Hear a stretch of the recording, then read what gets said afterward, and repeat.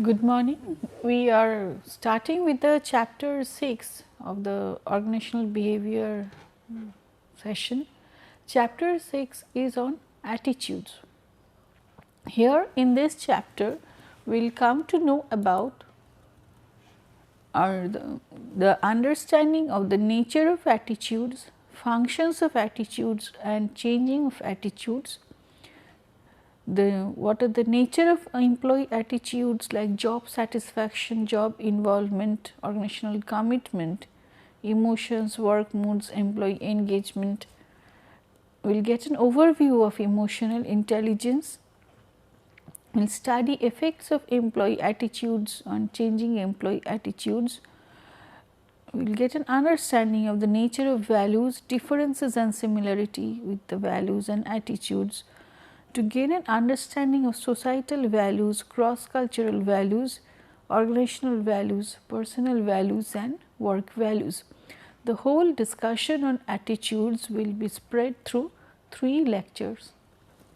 And in the first lecture, we will get an overview of the attitudes, its functions and changing nature and changes of attitude, its effect on behavior and vice versa.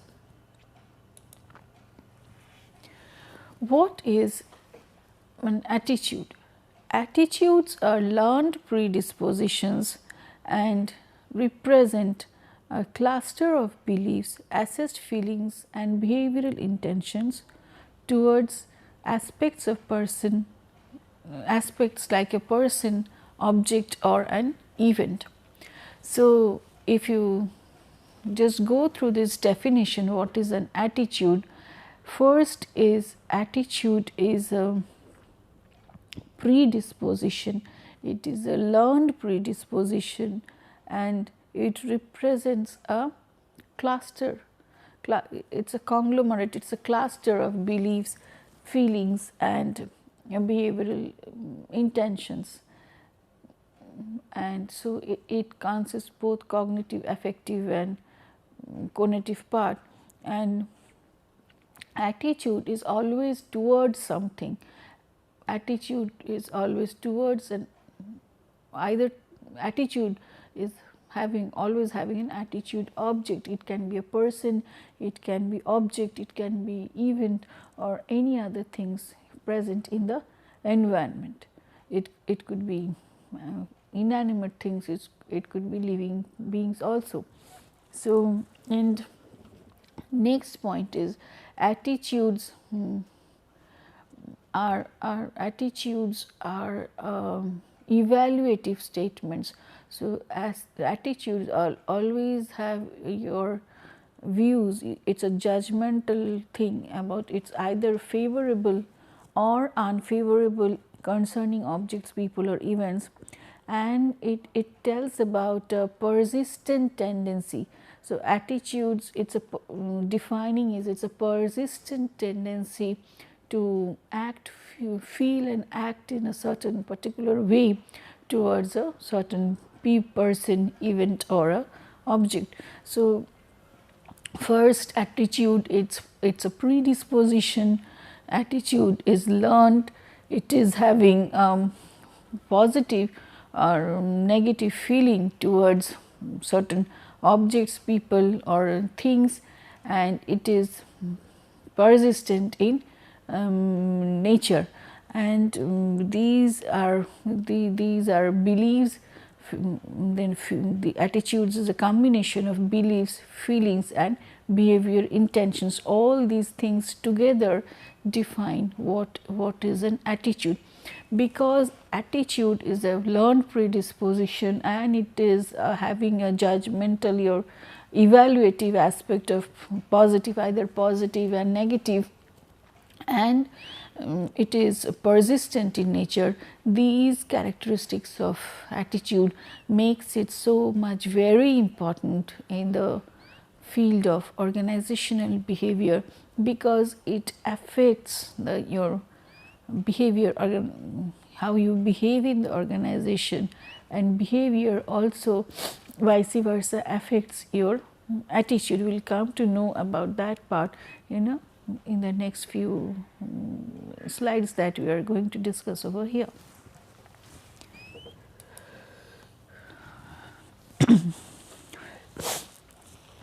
Recent research suggests that attitudes significantly predict behaviors when moderating variables are taken into account. So, what we have discussed is attitude is a behavior intention. It is not the behavior per se, but it is an intention to behave in certain way. So, that attitudes will significantly predict behavior when certain moderating variables are taken into consideration, like importance of the attitude to that person, specificity of the attitude, whether the attitude is very specific and could be connected to certain behavior pattern, or it does not have that behavioral outcome, accessibility of the attitude, whether we can access that attitude now and then in the organization, social pressures on the individual while we are trying to access that attitude, direct experience with the attitude, like whether we have seen others performing it in the same way or not. So, these are some of the moderating variables which, if taken into account, can significantly predict attitudes, can significantly predict the behavior.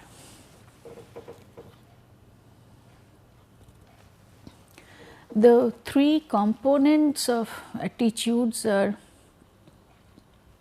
first of course is the belief part, which is the established perception about the attitude object. These beliefs develop from past experience and learning. Feelings are the positive or the negative evaluation about the attitude object, and behavioral intentions are motivations to engage in a particular behavior with respect to the attitude object. Now, formation of attitude takes place through various sources. First is of course direct experience with the object, like if you attitudes can develop from a rewarding or a punishing experience with an object, then you do certain things and you get punished for it or you get praised for it, you try to repeat that attitude and as a result it develops. Classical conditioning, people develop association between various objects and various reactions that accompany them. So, you develop certain special feelings, positives or negatives, to certain people, to certain objects, and you try to attach your emotions to it. Operant conditioning, attitudes are reinforced either verbally or non-verbally and tend to be maintained, which leads to your direct experience. Vicarious learning, where person learns something by observation of others, like when you are not able, when the person is not able to have a first hand experience with the attitude, observing others with that attitude and the outcome they are facing as a result of it. So, outcome of these attitudes help them to learn those attitudes, and that process is called process of vicarious learning.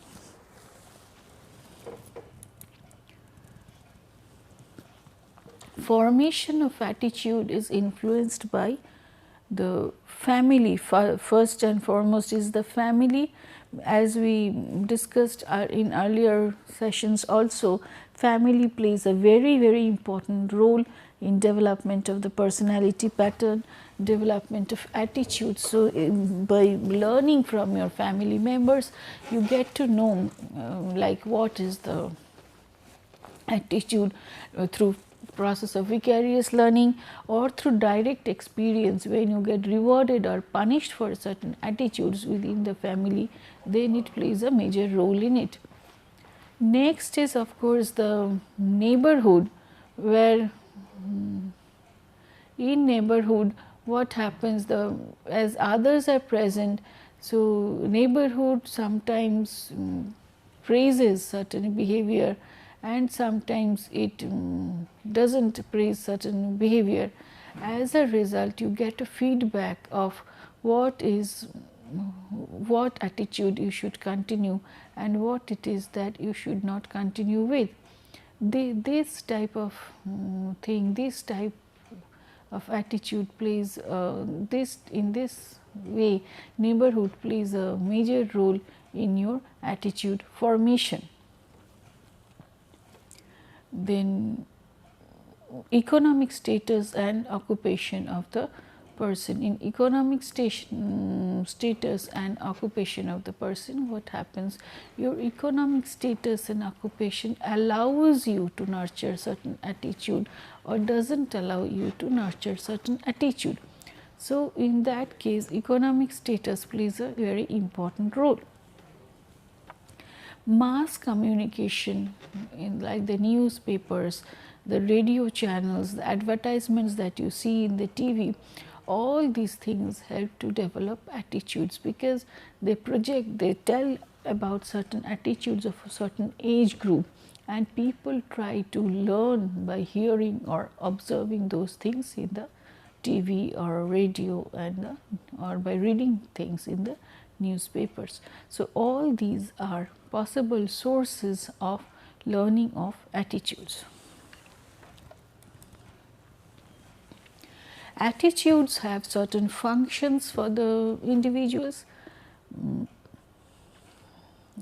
First, of course, is utilitarian.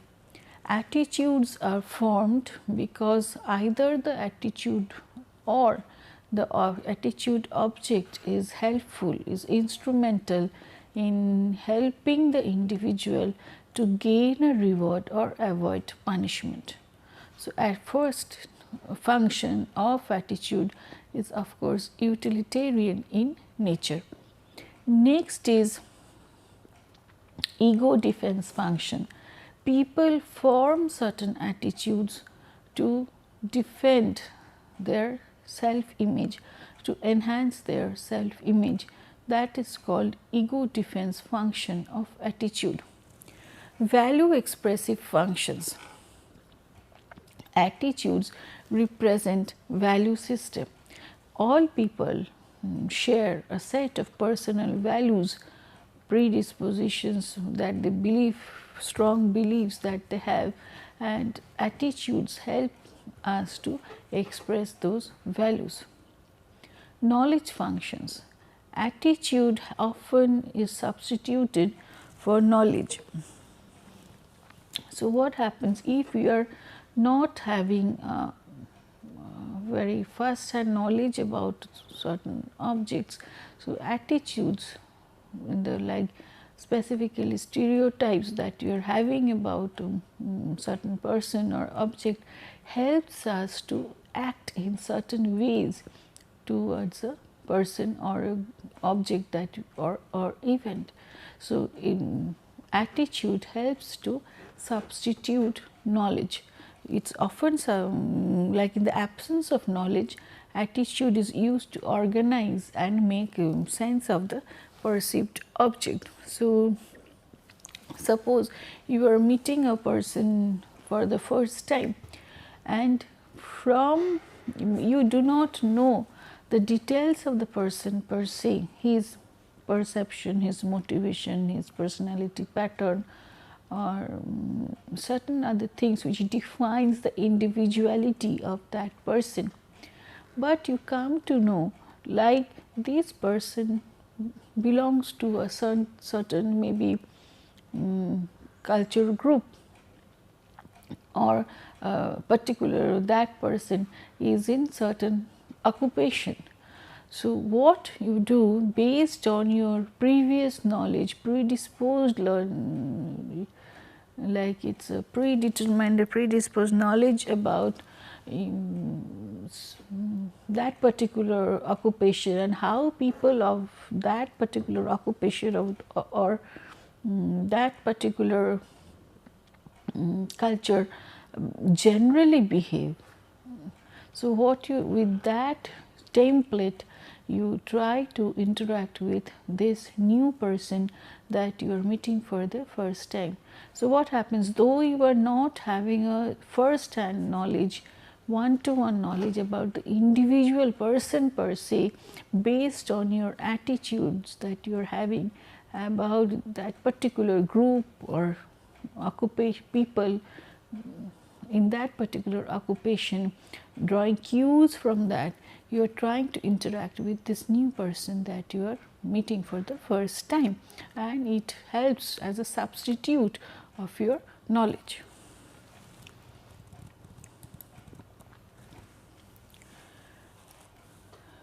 Do attitudes predict behavior?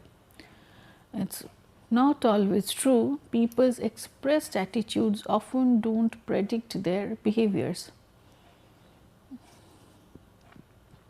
When do attitudes predict behavior is when the social influences on our attitudes are minimized, when attitude especially relevant to the observed behavior. The stronger an attitude, the more likely it will predict behavior. So while we're talking of like do attitudes predict behavior, so like we may tell like it's smoking is harmful for health, or so we see it. So but when asked, a chain smoker is asked like, do you want to quit, the act of quitting is sometimes is what you don't see. So though they may know, they may have the attitude, okay, it's harmful for health, while asked for quitting, that there is a gap between that attitude that the person has and the actual act out when you talk of practicing it in behavior. So there is a, when it is a behavior intention and actual behavior, you find the gap in that. So when really attitude predicts behavior is when social influences are minimized. So in some you have like let leave sort of happy and let leave sort of attitude towards your life, and when the social influence on it is minimized, you practice it in your behavior like happy go lucky sort of behavior. So when attitude again is specifically relevant to the observed behavior, or when the stronger the attitude, it will, if you have very strong attitude, if you strongly believe in certain things, then maybe you try to practice that thing also. Like if you strongly believe like environment is to be protected, and you feel for the environment and its protection, then what you do is maybe you join a group with like Greenpeace and other things which actively practices environmental protection projects and all these things, so that whatever you share as an attitude, whatever you believe, you strongly have an attitude towards, you can practice it in reality, and in that case your attitude will predict your behavior.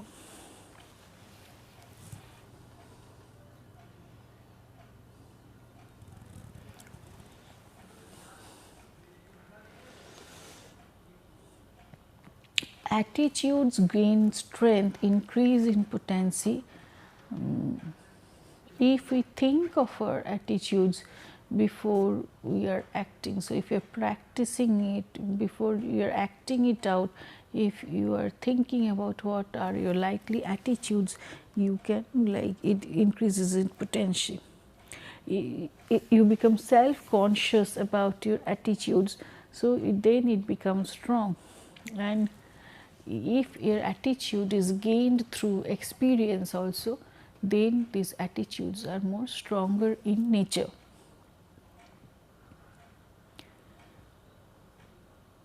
Next, opposite thing is, do our behaviors influence our attitudes about things?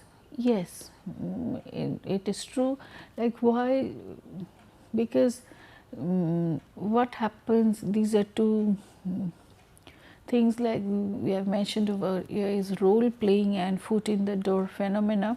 Is role playing while trying to act out certain roles, then what happens here, you do, the role demands certain type of behavior and attitudes, and as a part of playing that role you start developing and showing that attitude. And there is a great experiment done on the prisoners and the jailers.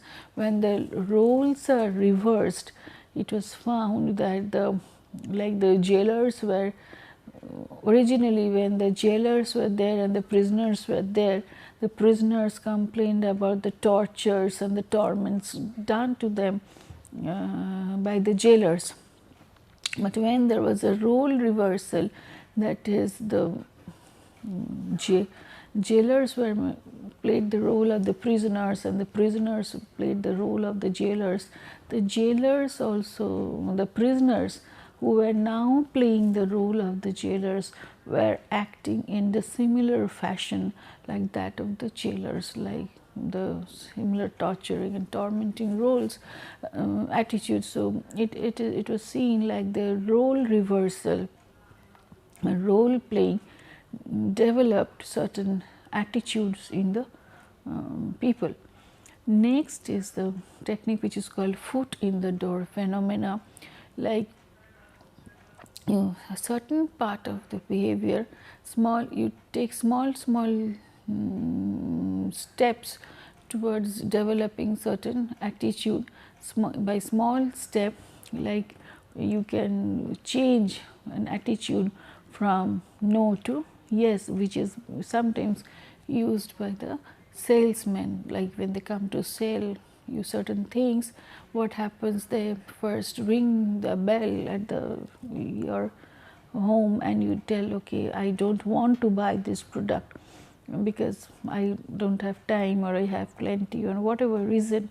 So what they will, maybe they try to do is give me 2 minutes time so that I can explain about the utility of this product and certain things. That 2 minutes is very crucial for the salesperson, and if he is efficient enough, smart enough, he can change that negative attitude towards buying that particular product, which was no, to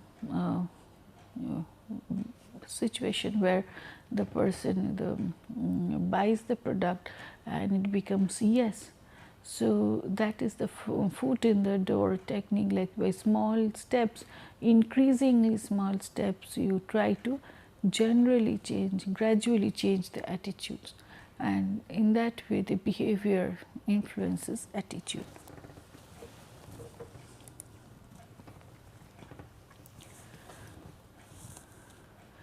What explains why behavior shape our attitudes are: first is, of course, self-presentation theory.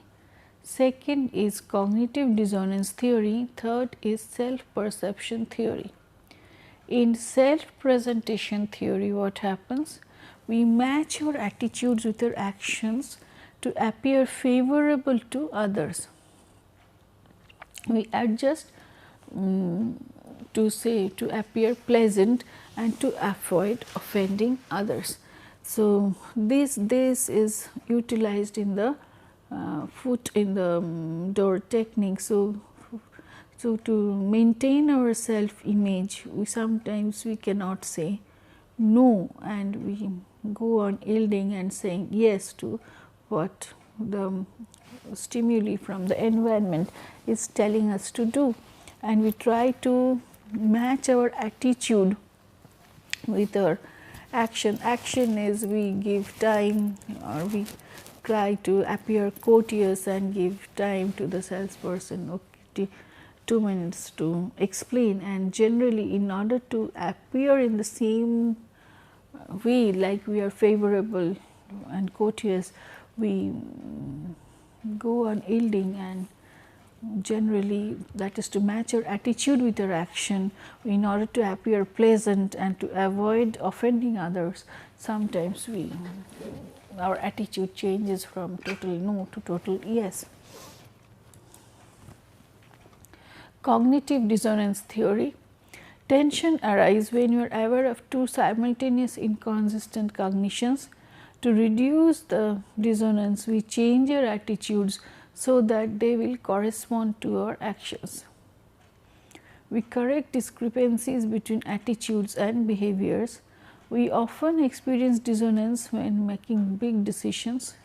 To reduce the dissonance after making our choice, we upgrade the chosen alternative and downgrade the unchosen option.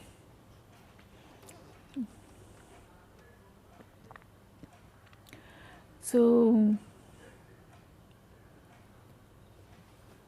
what happens, like in this situation, if you are having two thought processes which are conflicting in nature, and then what happens, we are having a dissonance in our mind, a disturbing situations in our mind.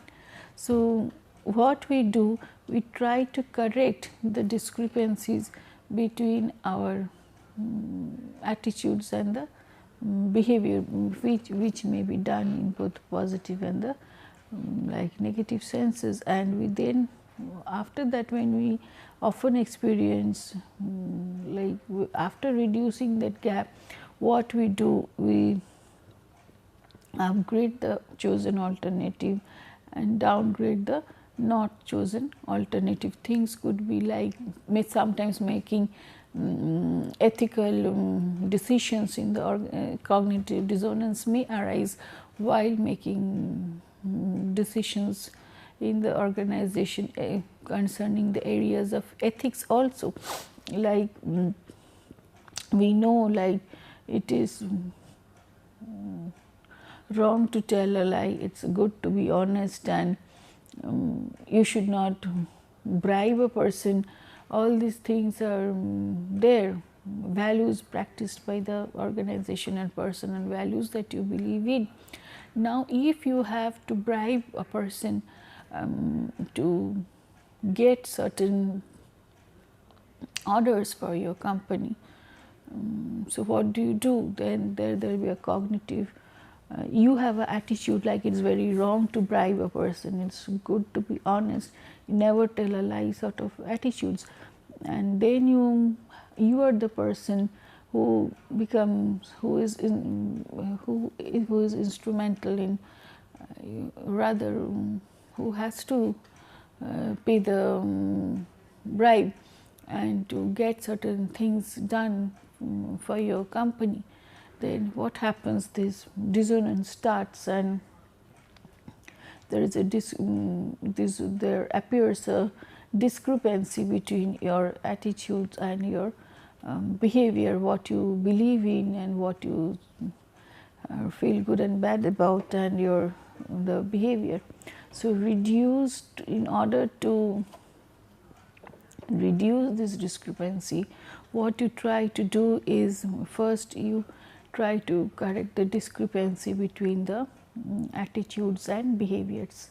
Either you do not pay the bribe because you support your attitude too much, or you change your attitude to certain extent to reduce the gap between the behavior and attitude by framing a concept like it is, yeah, it is not good to pay a bribe, but in certain situations amounting to this, if this is the context, then it is,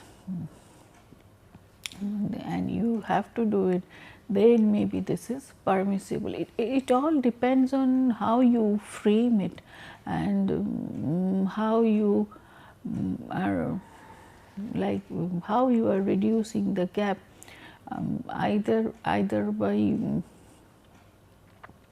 changing your alternatives, or reframing, rephrasing your alternatives that you are having. But anyways, the thing is to reduce the dissonance, the mental dissonance, the cognitive dissonance that you are facing regarding this discrepancy between your attitude and the your behaviors.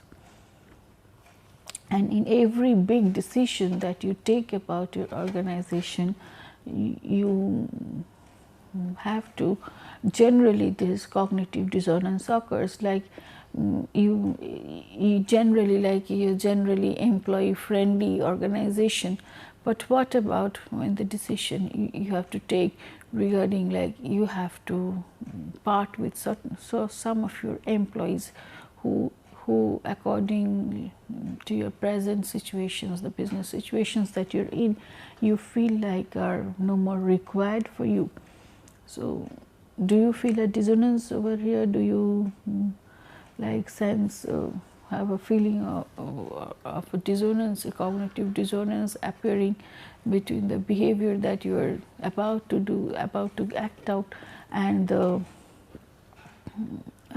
your attitude towards your employees? So this is one of the examples.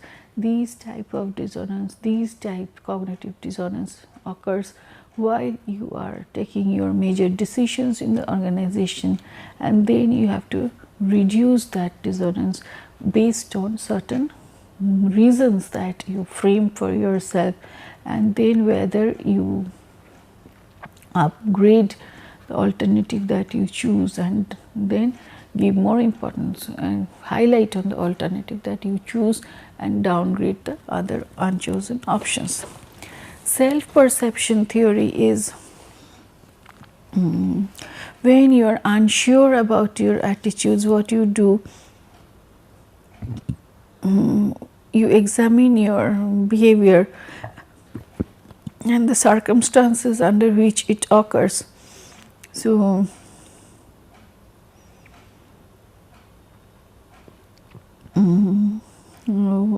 this is an experiment where Wells and Petty had subjects test headphone sets by making either vertical and horizontal head movements while listening to radio editorial. So what happened? Those who were nodding their heads up and down agreed with the editorial most, and it is associated with yes response. So what happens, like when you are testing the head, this particular body movements of moving, nodding the head in a position which generally is the accepted way of telling yes, like moving your heads up and down. By developing that attitude, you just try to, by developing that physical behavior, you try to form an attitude of yes towards the editorial response. So that is where the behaviors and circumstances under which it is occurring helps you develop your attitudes.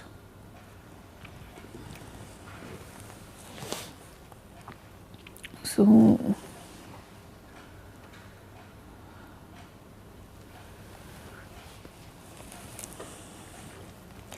one of the major factors again for changing attitudes is communication and persuasive communication. So persuasive communication is a communication which is aimed at changing people's attitudes, and it's whether the persuasive communication is successful or not, it depends on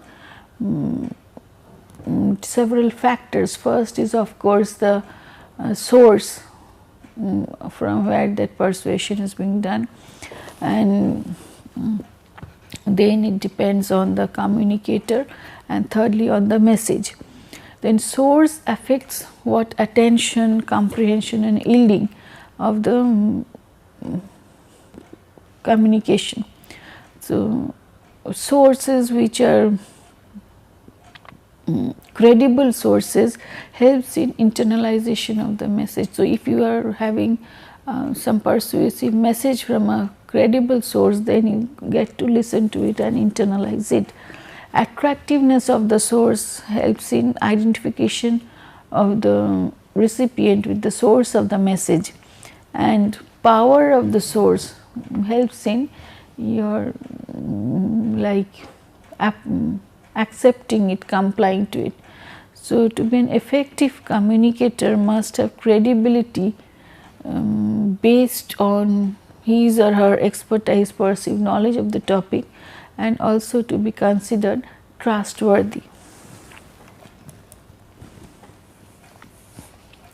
So, attractiveness of the source depends on the similarity of the source, familiarity and liking. So, the greater the similarity between the audience and the communicator, the better will be the that communication gets accepted and its greater effectiveness is there. So, in certain cases what happens, like peer group learning is, it becomes more effective while trying to change the attitude of people, because if the outsiders come and tell you like, okay, you go and change this attitude, or this is the outcome of your attitude, people sometimes do not take it, because the familiarity of the source, the attractiveness, or the similarity factor is not there. But when people who are of the same group, who have gone through the same experience, shares their feelings, tells you to change certain attitudes, sometimes it works. Like that we take in peer group technique in counseling, group counseling, especially to change attitudes towards drug, like smoking, drinking, or drug addictions, all these things where people who have similarly undergone through those therapy sessions, those rehabilitations, when they come and share about their experiences, it becomes more effective rather than a counselor sharing it or telling them to change their attitudes. So, power again of the source can be of three types: power of sanction, of positive compliance, and scrutiny. Like if somebody has the power to reward you or to punish you, then your attitudes, then attitudes are are prone to more change, because if I am not carrying out the order given by this source, or I am not complying to the request made by this source to change my attitude, then because this in power dynamics, this person is much higher than where I am in the organization, maybe I will not get the reward, or I may get punished for it.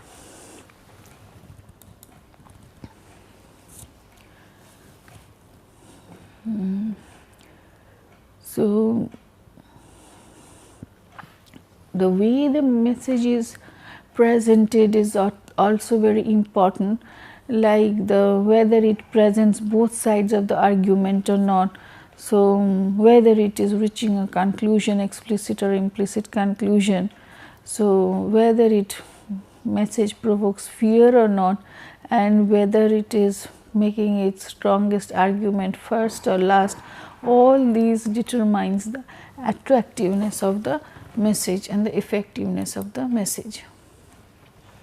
So, but all said and done, if the same person is communicating to two different groups, it it may be possible that the attitude of one group is being influenced by the attitudes of the other group is not getting influenced, because again there are individual differences, factors like age, sex, intelligence, and these are audience variables which may affect the attitude change, whatever be the nature of the source, communicator, and the nature of the message, but audience variables are also responsible for understanding whether an attitude gets changed or not. Like many studies have found that women are more susceptible to persuasion than men, because it is culturally determined. Like sometimes the argument is that it is culturally determined that women have greater pressure to feel to conform to others' opinions and expectations, or rather women have superior verbal skills to which makes their ability to understand and process verbal arguments in a much better way, so they can comprehend in a better way what the message is all about, what it asks to change, what it wants to comply with, and as a result attitudes are changing. The effect of intelligence on attitude change is inconclusive. So, because more intelligent one is, so that will he or she can try to look into different aspects of the same thing before trying to change it. He becomes less easily persuaded, because he or she can detect the weakness in the other person's argument. However, there is a direct link between self-esteem and attitude change. So, people with high self-esteem are too strong in their self-esteem to be persuaded to change, while people with low self-esteem are not attentive enough to absorb the persuasive message. So, people with moderate self-esteem are those who are likely to be attending to persuasive messages and who are more prone to change their minds.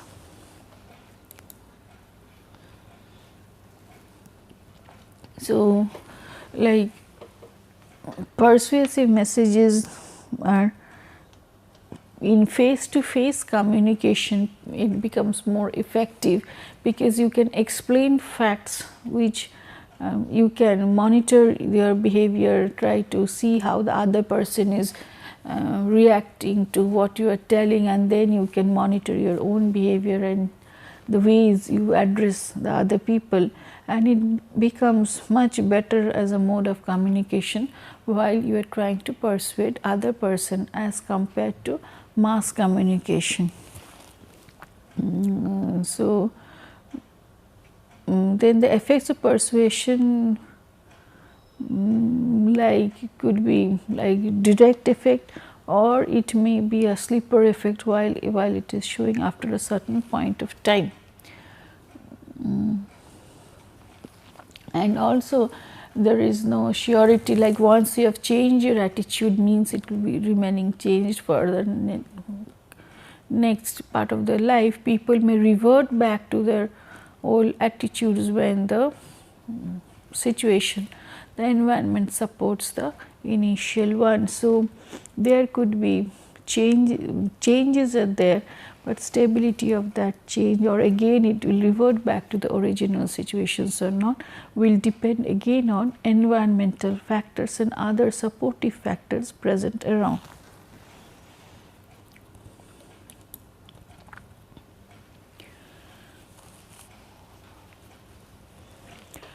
So, McGurry suggested like the information processing model of persuasion, where in order to change listener's attitude, he must capture the attention. The listener must comprehend the message, and then he may yield to the argument and then retain it until there is an opportunity for action, which is the final step in the attitude change. To make it sure like there is a change in attitude, that person needs to act it out, that is the changed attitude, because and link it with the changed behavior. So, all these are information processing model of persuasion. Barriers to attitude change are like prior commitments that you are having, like what is like your psychological investment in the earlier attitudes that your values and earlier attitudes that you are having. If you are having insufficient information about the new expected attitude, then how to do it, what is the source, and how it is communicated to you, then these may act as barriers to changing your attitude. So, overcoming these barriers is possible by providing new information, more detailed information about the newer alternatives, benefits of it over the older alternatives, all these things. Then sometimes use of fear, if the source is powerful enough and has a capacity of rewarding and punishing, then use of fear may help to change the attitude. The friends and peers are important influencers in changing attitude. Then co-opting approach, whether you decide to co-opt for changing that attitude. And attitude change can be of two types, like congruent change, where you move in the same direction what of the original attitude. What you do is it changes from, suppose, from positive to more positive. Incongruent change is change in the direction of attitude itself, that is from you change from a negative attitude to a positive attitude. Congruent attitude is one you remain in the same direction, the degree of it becomes more intense or lesser, more positive or less negative. But while you are talking of incongruent change, from positive you change to negative, or from negative to you change to positive.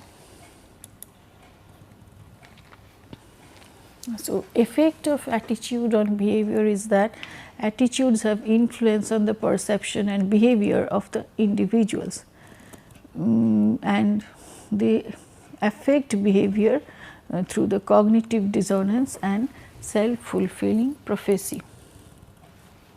The theory of reasoned action developed by Fishbane and Eisen, they deal with the study of attitude and behavior. The key application of this theory is prediction of behavior intention and spanning of attitude and predictions of behavior.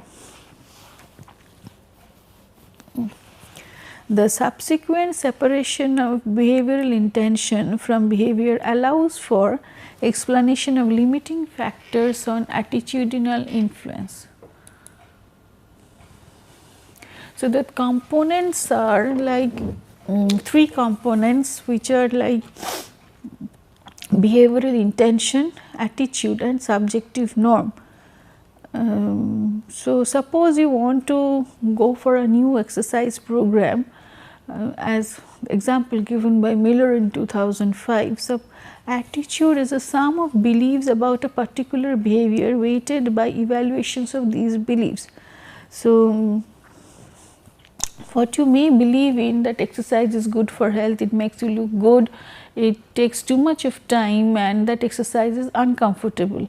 Each of these beliefs can be weighted, like health issues are more important to you than the looks and the issues of time and comfort. Subjective norms, it looks at the influence of people in one's social environment on his or her behavioral intentions, the beliefs of people weighted by the importance one attributes to each of their opinions, will influence one's behavior intention. So, example given over here is that there could be some friends who are good exercisers and they will encourage you to join them.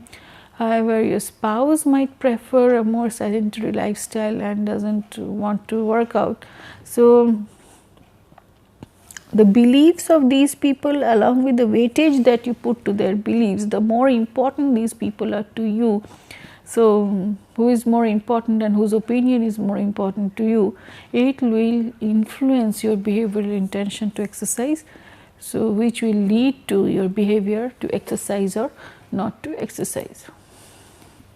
Behavioral intention is a function of both attitude towards the behavior and the subjective norms towards the behavior. So, which will predict the actual behavior. So, your attitude to exercise will be combined with the subjective norms about exercise, with each with their own weights, will lead you to intention to exercise or not to do it, then which will lead to your actual behavior. According to Triandes, perceived consequence of an action, affect evoked by the action and social factors influence behavioral intentions.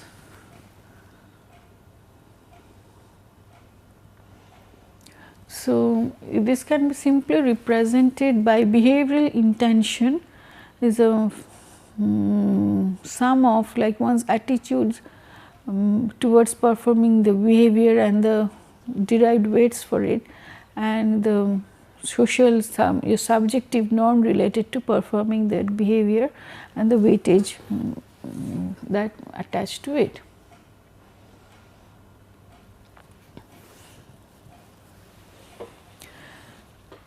Shepherd in 1988 told that there are 3 limiting conditions on the use of attitudes and subjective norms to predict intentions and the use of intentions to predict performance of behavior. These are the goals versus behavior. Distinction between a goal intention like an ultimate accomplishment of losing 10 pounds and a behavioral intention like I will take a diet pill and try to get instant like sort of loss of weight. So, what you can do, you can lose your weight by either exercise or by taking a diet pill. So, what there is a difference between your goal intention and the behavioral intention, the choice among alternatives.